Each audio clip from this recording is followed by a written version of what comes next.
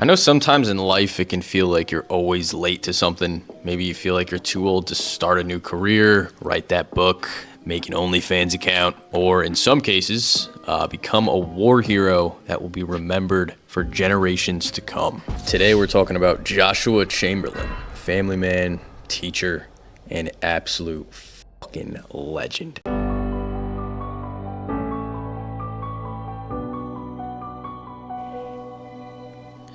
So Josh lived in Maine like his whole life, which was pretty boring. He came from a good family, had a wife and kids, and even a great job to support them, which is so boring, actually. You're probably thinking, Mr. Lenz, where is the trauma?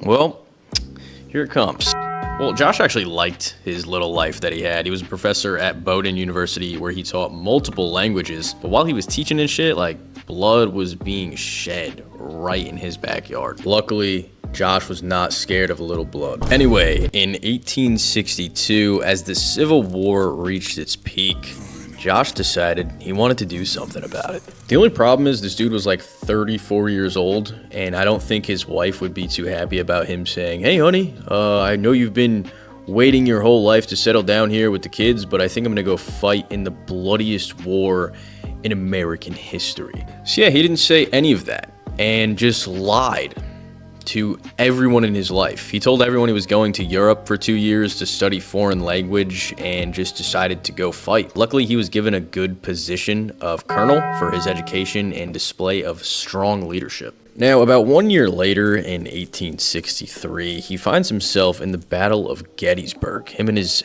main men were positioned on the left flank to prevent, well, flank, obviously. And this was a very important position. Like, they could not risk anything going wrong. Like, I don't know, like running out of ammo, that wouldn't happen, obviously, right?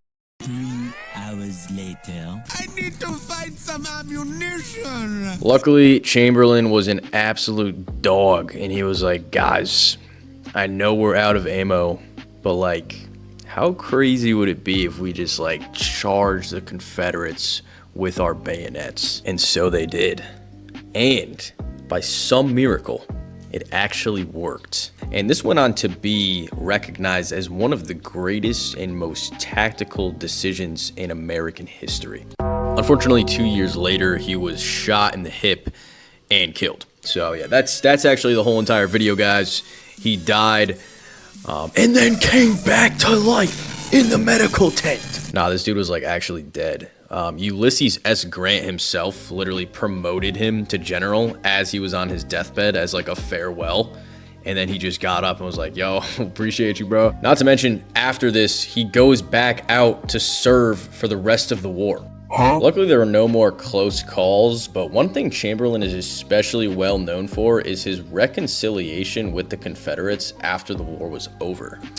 When the Confederacy was forced to surrender, Chamberlain ordered his troops to salute the men on the other side, and they all kissed and ran off into the sunset together.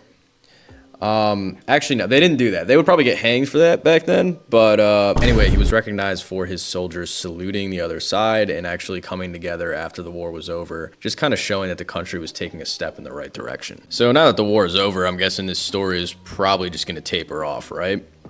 Well, not quite. While yes, Josh went back to teaching, was awarded a Medal of Honor, and later became governor of Maine, this is not the most peculiar part of his later life that I want to talk about before I wrap this video up.